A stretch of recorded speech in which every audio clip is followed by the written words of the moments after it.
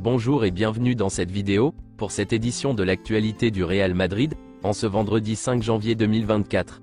Si t'es nouveau sur la chaîne, n'hésite pas à t'abonner et d'activer la cloche de notification pour recevoir une notification dès que je publierai une nouvelle vidéo, et mets aussi un j'aime et un commentaire pour le référencement, et ainsi me soutenir. Merci, et commençons.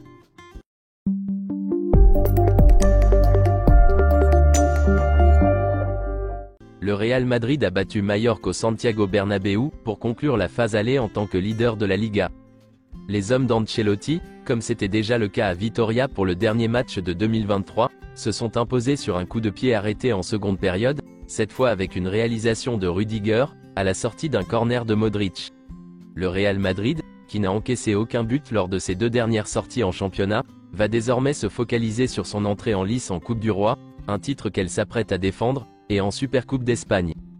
Carlo Ancelotti a comparu en salle de presse du stade Santiago Bernabéu, et a analysé la victoire face à Mallorca lors du premier match de l'année. Voici ses déclarations. Dans cette première partie de la saison, nous avons marqué beaucoup de buts sur coup de pied arrêté, et mon staff technique travaille très bien là-dessus. Je ne me charge pas de cela. Nous avons de bons tireurs et de formidables finisseurs. Dans certains matchs, les coups de pied arrêtés font la différence. Ça a été difficile ce soir, face à une bonne équipe dans les duels et qui défend très bien. Nous n'avons pas été à notre meilleur niveau non plus. Nous avons manqué de fraîcheur et d'efficacité dans le dernier tiers du terrain. Nous avons gagné sur un coup de pied arrêté bien joué. La phase aller? Nous avons été bons dans cette phase aller, je crois que nous n'aurions pas pu faire mieux. Cela fait désormais partie du passé et nous devons regarder vers l'avant. Je ne crois pas que ce sera une Liga à deux. Ce sera une Liga disputée. Girona a été la surprise, il joue très bien. On prédisait depuis le début que le Real Madrid, Barcelone et l'Atlético allaient se battre jusqu'à la fin. Seulement 11 buts encaissés? Je suis content et heureux que nous encaissions si peu de buts.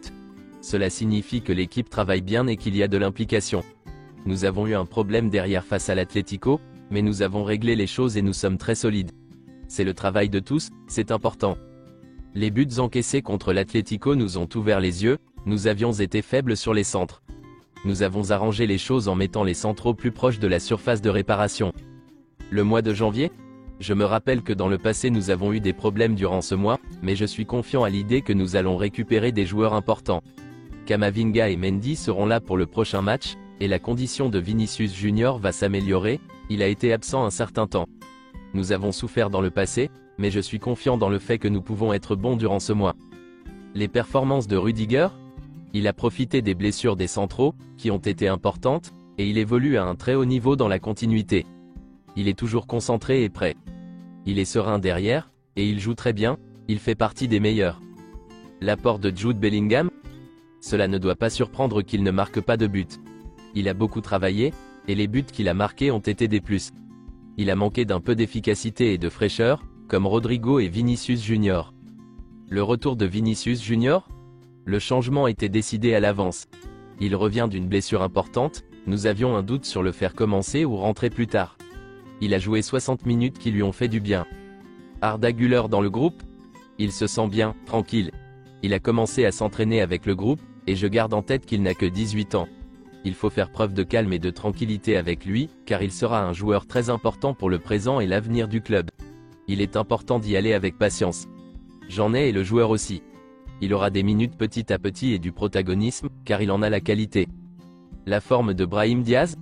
Il est dans un très bon moment. Je ne sais pas comment il a pu rater ce but, mais le jeu de tête n'est pas sa spécialité. Lui et Joselu ont apporté quelque chose de différent à une équipe qui était un peu en souffrance. Le débat dans les cages? Un gardien jouera tout le temps, mais nous verrons bien qui. Lunin a joué ce soir, car Kepa a eu des problèmes ces derniers jours. Kepa jouera le prochain match, et quand nous arriverons en Arabie Saoudite, je déciderai de qui jouera le suivant. La confrontation en coupe? Il y aura un peu de rotation. Certains jeunes du centre de formation feront peut-être partie de la liste des convoqués, et je vais sans doute opter pour mettre un central comme Nacho. Nous allons devoir essayer de faire un bon match. L'arbitrage? C'est un jeune arbitre, qui a de la qualité. Il y a eu certains détails sur les cartons. Nous avons beaucoup protesté, trop selon moi, car Lunin et Rodrigo ont été avertis pour protestation. Je n'aime pas cela. Sur ces petits détails il aurait pu être meilleur. Aurélien Tchouaméni a donné son oui à Carlo Ancelotti, pour remplacer David Alaba au poste de défenseur central, même si ce poste ne lui convient pas totalement. Aurélien Tchouaméni n'aime pas jouer en tant que défenseur central, mais il est prêt à s'adapter. Il prend ce changement comme un défi. Le fait de jouer en tant que défenseur central le motive à devenir un joueur plus complet. Récemment, il a travaillé pour s'améliorer et être plus performant en tant que défenseur. Voici les nominés officiels de la FIFA FIF Pro World 11, pour le 11 de l'année 2023. Selon le média Relevo, concernant Luka Modric, il est difficile d'assurer que ce sera sa dernière saison. Mais à ce jour, il est prévu qu'il quitte le Real Madrid à la fin de cette campagne. Selon José Félix Diaz, le Real Madrid était fortement intéressé par Julián Alvarez, et l'a approché pendant son séjour à River Plate. Le transfert n'a pas eu lieu parce qu'il n'y avait pas de place non européenne disponible, et Julián ne voulait pas attendre, il voulait faire le saut dans le football européen immédiatement. Selon Relevo, Carlo Ancelotti a demandé soit un défenseur central expérimenté, soit un jeune défenseur central talentueux capable de prendre la relève immédiatement. Le club a exploré plusieurs possibilités, mais aucune n'était convaincante. Une phrase répétée au club est qu'il donne du pouvoir à ceux qui sont au club.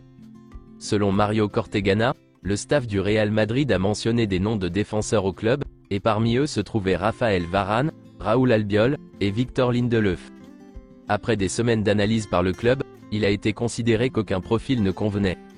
Selon José Félix Diaz, Antonio Silva, Gonçalo Inacio, et Lenny Yoro sont suivis par le Real Madrid, mais pas pour janvier.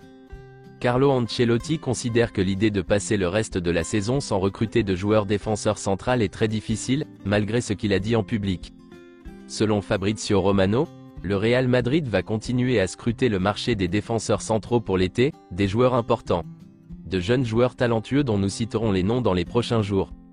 Voici une question a été posée au journaliste sportif Mario Cortegana.